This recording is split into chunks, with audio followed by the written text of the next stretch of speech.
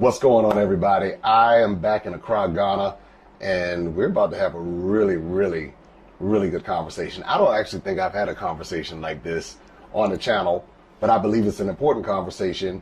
And one thing that I'm realizing is that when we can start having dialogue with people from different places and unique, would you say unique perspectives? Yeah. A unique perspective? All right, well, I'm here with the NautiBruja. And we're going to talk about a lot because you are Nigerian, Senegalese. Yes. But you were born and raised in America. Yes. LA at that. South Central LA to be exact. South Central LA to be exact. Yeah. This is going to be a very interesting conversation because we're going to cover so many things and from the relationships. I don't know what you're. This is called a Yoni bar. Yes. So I own the only Yoni bar in Ghana, and basically I am a holistic Yoni practitioner. So a Yoni is a vagina, basically, and I'm the alternative to a gynecologist. So you know how if you have issues with your vagina, you will go to a gyno, and they would give you like pharmaceutical medication. Well, I will give you an herbal or holistic medication to basically deal with your vaginal issue. So how did you get inspired and get into the vaginal space? So when I was 22, I had fibroids. I was diagnosed with uterine fibroids, and basically they wanted to perform surgery on me, and I didn't want to go through surgery. And at the time, I was living in Miami, and I stumbled across like a holistic store, and went in there. And she gave me a Yoni steam, and she was like, take this, boil it, sit over it, and just, 15 minutes, just sit there and let the steam go up your Yoni. And so I did what she told me. Next thing you know, I had a 20-day period, and I went back, a 20-day cycle. I went back to the doctor, and they told me I had shrunk my fibroids. So I had kept doing it. And at the time I was suffering from like long periods, heavy bleeding. My vaginal situation wasn't what it's supposed to be. And I would have to say it was due to lifestyle because I was 22, living in Miami. I was partying, drinking, doing the most. And, what you intake has a direct effect on your body, especially your vagina. And so after Yoni steaming I went months Yoni steaming because it worked. I started to notice my vaginal situation changing. I started to notice my periods were becoming lighter, shorter. I started to not suffer from yeast infections and bacterial vaginosis. It's very common for women, to suffer from those things. But doctors usually give you like a cream or they give you like antibiotics. This Yoni steaming thing that I discovered, it was basically the cream and the antibiotics without having to do the cream, do all that stuff. As a man, I'm being sensitive. I'm a student just kind of sitting here and learning like, okay. Yeah. So with the steam helped the situation. Yes. But the key to it, a lot of women, they feel like, they can steam one time and it's supposed to just magically like change your vagina. The key to anything in life is consistency. So I was consistent with steaming, and I actually incorporated it into my self-care regimen, and I started to do it monthly, and that's how I started to see the changes in my vaginal situation. So I'm a pro steamer, and now I encourage women to steam, and I help them with their vaginal situations with different remedies, herbal blends, and everything. So I have over 5 herbal blends that for every vaginal situation that you can think of. And I'm going to be on my best behavior here. So, all right. We don't like best behavior. So, is it hot steam? Yes. Very hot steam. Yes. So is it?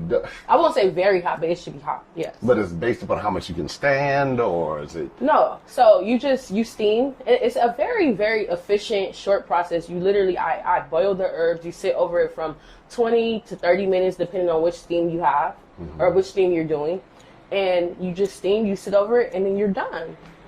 So can men do like a steam for their... I got something for the asshole.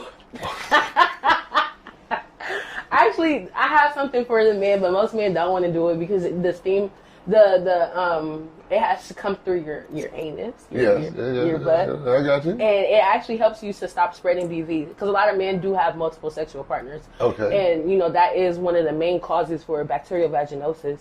So it helps you stop spreading BV. So you steam. You steam your butt. And you just sit on it. It's just like the women. So but it kills the bacteria. Yes. Okay. Yes. But a lot of men don't want to do it because if you're not a person who uses your butt, right, you don't want to do it. I understand. I told you this was going to be a very different kind of conversation today. But I think that because a lot of people deal with these issues in silence. Yes. And so they're dealing with vaginal issues and they don't know where to go, don't know what to do. Mm-hmm.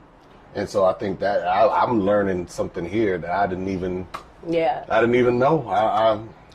And the thing about it, the reason why I brought it to Ghana is because I feel like African parents, they don't really have those conversations with their young women. It's different for the men because as a man, you're taught different things, but for the women, they like to shelter the women and they don't like to really have those conversations. So a lot of women out here are suffering from all these different things, like having to do with their vagina, and they don't know what to do about it. They don't want to talk about it. They just suffer because that's just the culture. We don't talk about it. Yeah. Also, that's a part of the culture, and that might even be part of the culture in the U.S. I feel like it is, but I feel like the U.S. is a little bit more open to it. Okay. Like you can walk in. There's a lot of Yoni steam shops across America, so it's a little bit more, But in Africa, I'm not going to say Africa as a whole. I'm going to speak for Ghana because that's where I am. In Ghana, I noticed that a lot of women, they are very timid about it. And it's just African culture to have a timid approach about things in general. But when it comes to the vagina, they really do have a timid approach. They feel maybe a little bit embarrassed because they don't want people to know, But it's so normal, and that's why I'm here. I'm here to tell women, like, it's okay. It's normal. It's okay, and I'm going to help you out. And you're located in Accra, Ghana. You're in East Legon. I'm in East Legon. I'm on Bawalechi next to the Allied Oil Filling Station. All right. I mean, I if I had one, I would definitely try the services. I also, because there's it's not just Yoni steaming that will help you have a healthy vaginal life. I also create, I make a wash, which is a pH balance wash. I actually have it pH balance tested. And that accompanies the steam. So what good is it for you to be steaming and then you go home and use chemical-based washes, So I encourage women to throw out the Vagisil, throw out the Summer's Eve. You might even have to throw out the honey pot now because she done changed the ingredients on it. So, but I make my own Yoni wash as well. I make Yoni oils. I'm working on my own plant-based condoms because a lot of women are allergic to latex. And it does give them infections. Well, what kind of plant would you use that could, I don't know. That's why I said we're working on it. All right. That's what I'm saying, because they seem like those are kind of porous. A plant. Yeah. Well, I want to try to design to keep stuff in. It's not supposed to go out. Right. But, a lot of women are allergic to latex. Right. So you use a condom. I'm telling you to practice safe sex, and then I'm telling you to go use these toxic condoms that are giving you toxic shock syndrome, just like some tampons can give you. So I feel like it's just only right to come up with something that is an alternative to condoms, but still 100% as safe as them as well. Back in the day, there was this thing called Forex, sheepskin. Yes. Okay. Yeah. But that was not as effective because I guess it was sheepskin. I don't know. So all right. So you think the latex condoms are the ones that are 100% No, because obviously there are allergic reactions and is it better than the pull-out method? So it I say you go.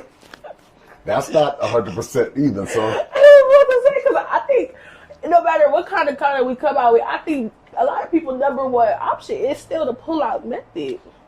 or do nothing at all. Right, which we know a lot of people not doing. But yeah. But even with that method, though, it seems like by the time you get to that point, you've already released a certain amount. Right. Just from the.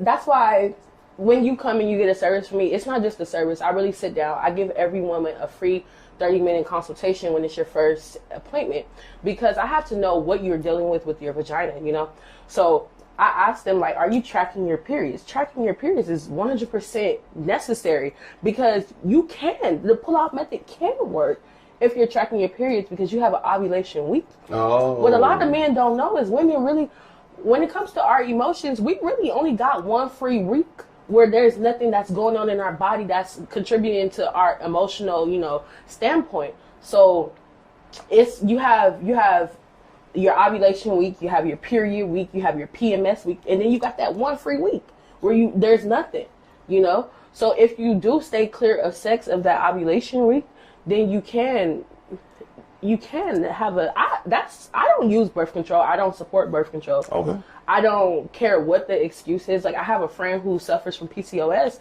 and she got on birth control, and I know that the doctor put her on birth control to help her, but I don't support it because it's an artificial hormone that's going into your body.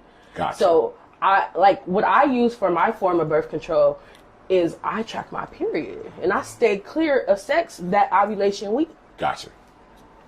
Boy, there's so much education here on Maximum Impact, and I guess we're just having this conversation to help. But it's real because Yeah. people do not have these conversations, and a lot of people end up getting pregnant because they don't even know. They don't know that they can track their period and the cycle of ovulation and all of that. Right. So they're just out here guessing, and they don't have the knowledge. So I think it is very important. That's one of the reasons why we're having this conversation. And I really admire the fact that you as a man are having this conversation with me. Yeah. Because you're not going to get this conversation out of a lot of people, because a lot of people already feel men shouldn't be in women's business, which I do agree.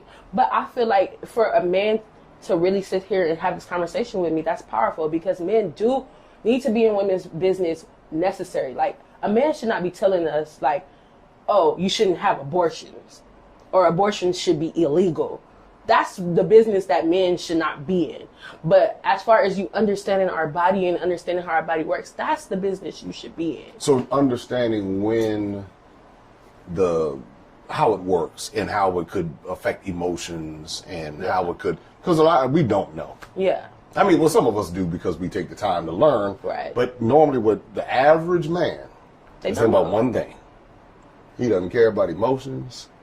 He doesn't care about, he thinking about one thing. We know. That's the only thing on his mind. That's the only thing on his mind. He just care, like, is you bleeding?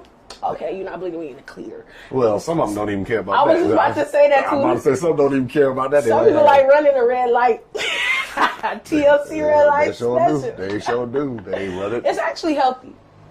All right. I'm not a fan of it. Okay. But it's actually healthy because your vagina has it's a natural lubricant. I feel like it's a murder scene, but it's actually healthy. So it's okay if you like to run red light specials. But let me tell you about that. I don't know if y'all believe in soul ties, karmic partners. I'm very familiar with the term. Okay. So when you run red light specials, No, when you said red light special, because everybody when you run a red light special all through the night. What is a red light special? Okay, so running a red light special on a woman is having sex with a woman on her period. Is that what the song means? Oh, I don't know. I don't think so. That's what I'm referring to, the red light. Okay. I'm like, we've been singing this all these years, not even knowing that was. Actually, I don't know. They might be. T-Bars Chili, hit us up and let us know. Please if let that's us what know. It means. It could be that. I don't know. I'm not sure. But what I'm referring to as the red light special is a man who likes to have sex with a woman on her period. Right. So the reason why I say it's dangerous is because when you are dealing with blood, sex is already a spiritual act. A lot of people they don't think about sex in the spirit world. They only think about it in a pleasure world, you know what I'm saying? So when you have sex with someone on their period, you create a soul tie. You create a karmic bond. This is one of the ways. There's many ways to create karmic bonds, soul ties. You know, sometimes soul ties are from past lives and stuff like that. But that's a spell that you are. You have how do I say this? Well, I heard the old term, the way to your soul is through your hole. That's like an old school term. I'm telling you. I'm telling you, it's magic. So ladies, if you ever, they call me NautiBruja for a reason. If you ever want to put a spell on a man, girl, let him hit on the red light.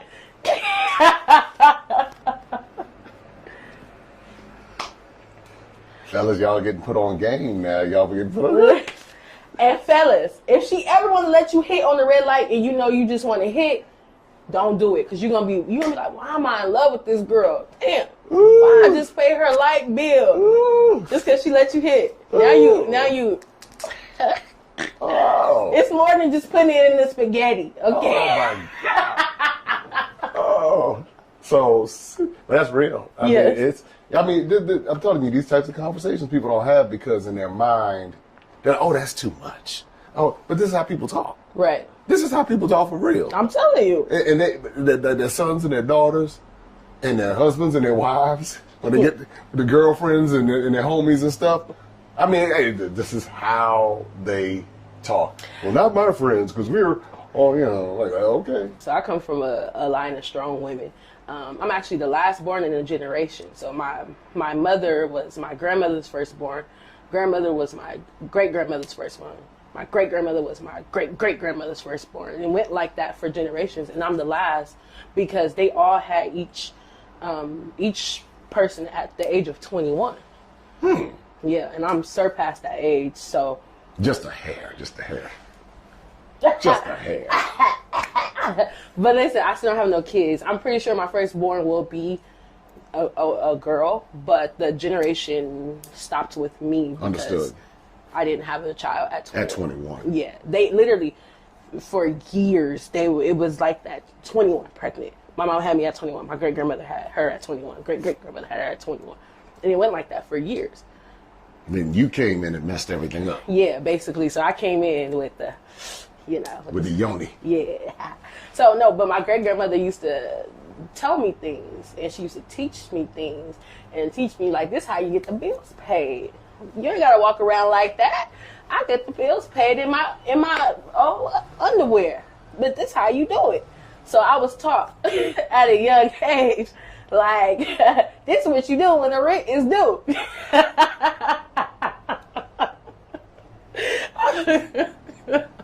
But that's the Nigerian or the Senegalese side? That was the Senegalese side. So let me tell you something about Nigerian women versus Senegalese women. Senegalese women really value their sexuality. They're very, I don't know if you got to notice that when you were in Senegal, but the women are very hypersexual. I didn't notice that at all. Yeah. So across Africa, a lot of people refer to Senegalese women as like the sexy women. They're very tall, they're very slim, they're very So it's actually a traditional thing for the women to be into their sexuality. Okay. Yeah. Versus Nigerian women, I think Nigerian women are very sexual, but they have more of an aggressiveness to them. So they have, I'm not saying that the women are just full-blown aggressive. I'm not saying that. I'm saying that they have a little bit more of an assertiveness to them. And the one thing that I really value and I really honor Nigerian women is they know how to be assertive and be soft at the same time. Whereas Senegalese women know how to really be soft, So. And because you're both. Yeah. You can say this because in the comments of somebody who was not one of, it would just set it off. But because you're both Nigerian and Senegalese. Yes. So do you see both of those qualities in yourself? Yes. So I think I'm working on the assertiveness more. I see the softness in me a lot. But I'm working on the assertiveness more. But I've spent time in both countries. So I haven't been in Senegal since I was 8 years old. So the things about Senegalese women, I'm telling you, I didn't know at 8. I knew because I did research and, family members, stuff like that. And just talking to different women, family, whatever. But I spent time in Nigeria. My first time going to Nigeria was last year. So I'm an adult now, so I can experience Nigeria as an adult, and I can tell you from, experience. What is it like, and I think this is the interesting part, you were born and raised in America. Yeah. But you're Nigerian and Senegalese. Yeah. You have it all. First of all, you have no excuse to fail. Yeah. I mean, because you got it all. That's true. I mean, you take Nigeria coupled with America and all of, that culture, and then that discipline that I see in Senegal. Oh, yeah. I like to say that I get my go-getter spirit from being Nigerian. This gonna ruffle a little feathers. I feel like Nigerians are the bosses of business in Africa, all over, all over. A lot of people can say what they want to say, but even in America as well. Like before I moved to Ghana, I lived in Houston. And literally like 60-70% of the economy was driven by Nigerians, Nigerian-owned businesses. You know what I'm saying? The oil and gas industry, Nigerians. Engineering industry, Nigerians. IT industry, Nigerians. Number one bosses in the world. You can't deny it. I mean, I have nothing but respect for Nigerians. Like, you can't deny it. Because I see it when I was in Lagos and Abuja. Mm-hmm. And even in Calabar, I was like, wait a minute. I said, there's something special about, as much as they want to badmouth Nigeria, and it has its challenges. Right. But there's something about the people. Wherever you go, I was in Seychelles, ran into Nigerians. I'm telling you. Everywhere you go. So. South Africa. Now, I just came back from South Africa last week. I went to Cape Town. But they even was like, damn, the damn Nigerians own everything.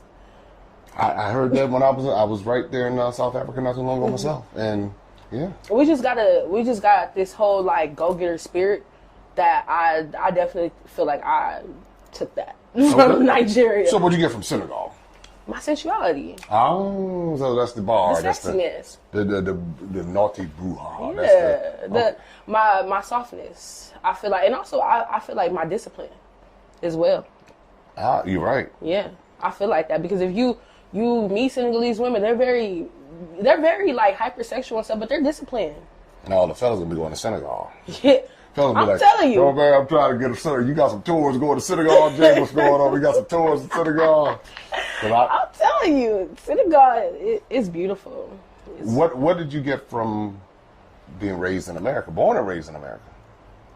My understanding of capitalism, racism, because you don't get that in. I say you get it in South Africa, but I don't think you get it in West Africa. Ooh, okay. Y'all ready for this? Because I go to different parts of Africa, and it's almost like people look at what they will label Black Americans as being angry and bitter, and they probably put that on some people from South Africa too. But it's like we know who the folks are. We know who created the problems that people are complaining about. Yeah. So it's like, we're not like, but I don't know. I mean, when you say that though. And that's the issue that I have with other parts of Africa. I'm not speaking for South Africa because when you speak to South Africans, they feel the same way. And actually, I feel like the white people in South Africa, they don't like the fact that we are so like, nah, forget them. You don't need them. Because they feel like we should fall, that the Black South Africans should fall in line. And they see how us Black Americans are about racism in America. And and we're telling them like, no, you should not be accepting of white people. You should not be accepting of colonialism. You should not, because this is how it's messed up. But Black people, it has this effect in South Africa, but because I'm from America and I lived in it, you see the effect. Institutionalized racism, systematic injustice, systematic racism, you know what I'm saying? It's a direct correlation. You can see it. I'm speaking for West Africa because I live here. And I've been in Nigeria. I live in Ghana for almost 2 years now. They don't understand racism. So they don't understand why we are the way we are. But if you haven't had everything stripped from you, first of all, you were stolen from here, brought there, stripped from there, the resources that they stole, you get charged for them, you know what I'm saying? Then you can't get a job, you can't go to school, there's redlining, There's so many predatory things. lending. Yeah, there's some you can't get a business loan. You can't get this loan. You know what I'm saying? You can't get things that America has created these. How would I say this? America created these regulations for success, right? And then they barred black people from success, right? And they say we're angry because I can give you this one example. In Houston, this was about 3 years ago. I think the George Floyd thing happened. It was in Minnesota, but he was from Houston, right? So, Houston was in the uproar because that was their brother. And a lot of Nigerians, they didn't understand the anger. They didn't understand the anger behind the George Floyd killing. And it's like, we are losing our people by the hands of the police. These are people that we pay out of taxes to protect us, and they're killing us. But they didn't understand it because they were like, well, y'all should stop doing things to get killed. They didn't understand that the threat was our skin. So I had a conversation with a Nigerian in Houston, and I had to break it down to him. I said, listen, if you get pulled over by the police not going to say, oh, he's Nigerian, don't kill him. That's like, you don't get the threat is this. It's not you being Nigerian, right. or it's not because you stole $20. The threat is this. Because there were many options for the police officer to do for George Floyd than stand on his neck for 8 minutes until he's not breathing. So they don't understand that because they don't deal with racism. They deal with classism here. You get what I'm saying? So that's why the stereotype of black people, the mindset or the mentality that Africans have about black people in America is that we're angry and they're bitter. It's because they don't understand it. Or don't understand how it impacts them. Exactly. Because it's the same system. It's the same. It's just veiled differently here than there. Like it's in your face there. Right. Here it's done very subtle. Right. It's done so what the focus will end up being on the corrupt government. Our president isn't doing this, and so they see brown faces. So they've been. That's the problem. The president is the problem. But without understanding the hand behind the president. Exactly. The who's really working it. Exactly. And that's the part that when I come, I see it plain as day. And I know when I went over to parts of East Africa, that's where I was surprised. I was like, whoa, by the amount of pushback. I said, wait a minute. These people are robbing y'all blind. No, we want to be peaceful and want to be kind and want to be. I'm saying, yeah, fine. But just know what's going on. Just understand what's happening here. That, we did it ourselves. Yeah, I get that. Nobody's taking away anybody's, credit. But there's another hand working here that we got to keep our eye on. Because if we don't, they're like, oh, you're scared of the big boogeyman and all this other kind of stuff. I heard all kinds of things. And I often get frustrated because, like I said, I was born and raised in America, and I moved here in 2021. So I'm like, why are y'all so accepting of white people? Why? And it's like, no, because we're just accepting people. We're just loving people, and I get that. I'm a Malcolm Xer. Oh, okay. I got you. I'm a Madam Malcolm Xer. Like, you can't be accepting of somebody who stole from you, raped you, robbed you of all your resources, and then came back and opened businesses in your communities, and then hired you. And you don't have the same access to those things. Exactly. You don't have the same access. But I don't think people really know the depths of it for some reason. They don't, like you said, because there's these brown faces in these places, in these positions. They don't understand that the issue that I feel like Africa has with when it comes to like positions in power, those people are about it for themselves.Ey're not thinking about their community. So we get that. We can agree on that. The government. That sounds like black cities in America. But go ahead. Go ahead. It does. It is. Really does. Think about some of them cities. Right. Anyway, but go ahead. But so these people are making deals with them, and that's what they don't understand. That it's still a white face behind this black face. It's behind it, and no matter what you say. And I've had people tell me, go back. And I'm saying, it's like, I'm trying to tell you, this is what's going on. You're complaining about the lack of education, the poor medical system, and all of that. And our president is the problem, and they're spending all this money But for this he don't cathedral. run nothing. He don't run nothing. He don't run nothing. And that's what we be trying to tell you. Like, he don't run nothing. Why you Palace Mall? All the Palace Malls in Ghana is owned by Lebanese. All of them. But it's okay though. It's no problem. Because, No. I'm just saying. No, I know. I get you. But they don't understand that almost every large business in this country is owned and operated by someone that is not Ghanaian. But I guarantee you, somebody in the comments is going to come back and say, "But we do this, we do this, we do this, we do this." And we put this, and we put jobs in your community, and we're helping your people, and we're giving them money. You know. But everything in this world goes back to economics. Everything. And whoever controls it. Everything. And that's the part that when people don't get that, then it's like, well, why? What they'll do is they'll blame the government for things not being in place. No jobs, the government. But who's controlling the government? Oh, the queen is not. The queen is she's no longer powerful. I'm like, okay, believe that if you want to. I'm telling you. Why you think because if you see Ghana, and I will say like, majority of the roads in Ghana are not nice, right? The infrastructures here they need help still. It's developing. Outside of Accra, yeah. Yeah, outside of Accra, it's developing, right? But if it wasn't so much power in the power of economics, the power of capitalism, and they didn't have their hand in so much here, why would they move here? Why would they deal with this? Why would all these banks be bank buildings in downtown Accra? That's what I'm saying. Why is there the big old Catholic cathedral coming up in downtown Accra? If this is a dump, why is the big old Catholic cathedral, millions upon millions of dollars with the white Jesus in it, coming to Accra? And you know, the African mindset is so like, I want to just make money so I can move to London or I can move to America. You know, that they like, everybody else is like, okay, cool, move, because we're going to move here. And they coming here. And we're going to move here. It's like they're coming here. That's what hit me. That's I'm looking, crazy. I'm saying, wait a minute. I said, they're here. They are building. I said, all of this construction going on. I saw it in Senegal. I see it in Nigeria. I'm telling you. I see it over in East Africa. I see it in Kenya, Tanzania. You can't even see it in the Caribbean. You go to Jamaica, they say, I think 80% of the economy is driven by Chinese people in Jamaica. Wow. 80%.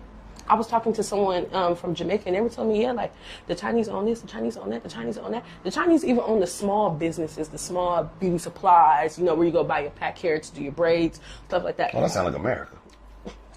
Well, you know, the Lebanese go into the hood, into the so-called black zip codes, and they build their businesses. The Iranians, the Chinese, the Koreans, the Indians, all go right into the black neighborhoods in America. So this is not just an African thing. It's not. That's what I'm saying. Well, it is in a sense. If you look at it, like from the bigger picture, like we're all African. It's a melanated people thing. How about that? That's, you know, for somebody else. It's a melanated people thing, and they come in, and we give them a pass to do it because we want to be their friend. You know, and I'm not saying to hate on people. What I'm saying is be aware. To be aware and to say, hold on, I have some equity in this too. And I have some power as well. And I can come in and make some investments. But if we feel what I see a lot of different parts of the world where people feel helpless. They're like, oh, well, I can't do anything. I need you to come help me, and I need you to come rescue me. You know what another thing is, too, and this is why I don't like when Africans feel a certain way about Black Americans, is because they have the same syndrome. When they get money, they don't want to risk their money with Black people. They want to keep their money. So older Ghanaian women told me that back in the day, Ghanaians didn't like to tell people when they had money, because then people would encourage them to spend their money doing this and spend their money doing that. So they like to hide their wealth.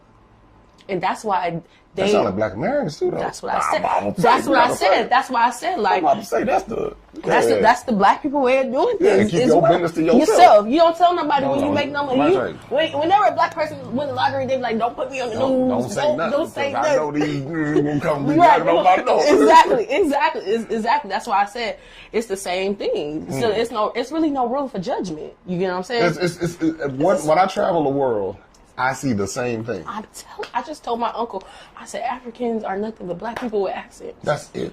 And everybody will say, no. I'm sitting up here like, no, we're different. No, I'm like, no. So and it's the same systems it's the same that system we deal with on both sides.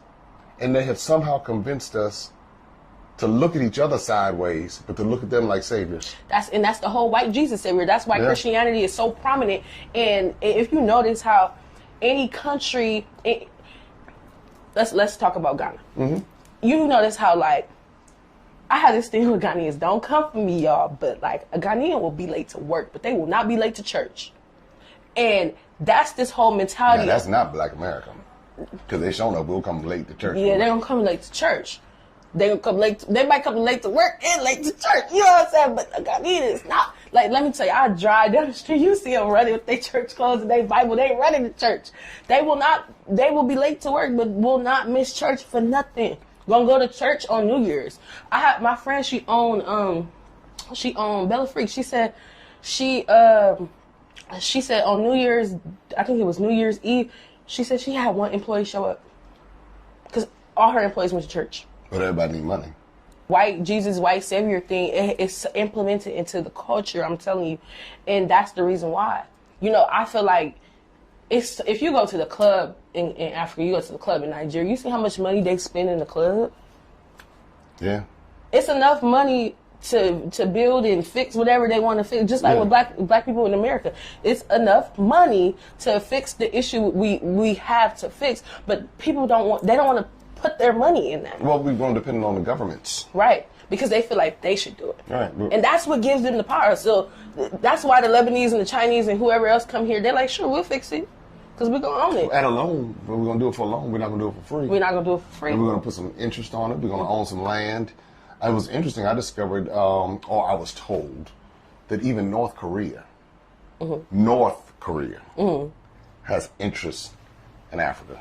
That's crazy. North Korea. And they built certain structures in exchange. They've been given land. And it's North crazy. Korea, not South Korea. North Korea. And and the loan come with an interest that they're going to forever be in debt. Africa will forever be in debt to you. Yeah. But then somebody will say, but America's in debt too. America is in debt. Mm-hmm. But see, the thing that America has is the military. Who's going to come get it? And we see this right now with what's going on with Russia and Ukraine. In Ukraine. So America's like, well, we'll borrow the money. How you going to come get it? What you going to do to us? Right. Because we'll come take it. Right. And we'll pressure everybody else in the world to be on our side. We'll put sanctions and levies on you. Mm-hmm. You won't be able to function. And that's how we're going to do it. So we'll beat you with the military, or we'll beat you economically. Mm-hmm. And that's what you see happening. That's why, like, even when I was in Senegal, the prettiest embassy, the U.S. embassy. But it's a French colony. Huh. Isn't that interesting? Interesting. I said that the U.S. hand is everywhere. Everywhere. And it's like people, but they've mastered the ability to hide behind things. Mm-hmm. They hide, and then what they do is they make it look as though they're the savior. Mm-hmm. America gives this aid. Do we know how much America exports, or imports, I should say, from Africa?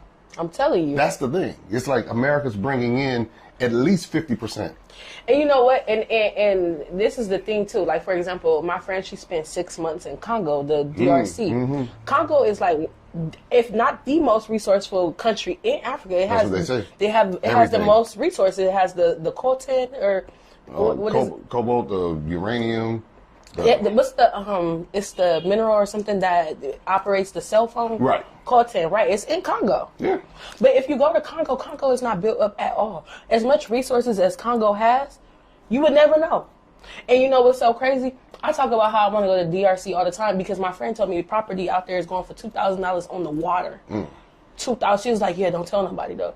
But she was like, you done told everybody. I'm telling the black people, go get it. But see, the thing is, they're gonna be too scared. I don't know how to go there. And that's the thing. I could tell you, but you're not gonna go to Congo. No. Even Africans in Ghana, I'm telling them all the time, like, why don't you go to Congo and buy land I ain't going to Congo. And go property? I want to go to London. I want to They're go not to gonna Paris. go. I'm going to Canada. They're not gonna go. No.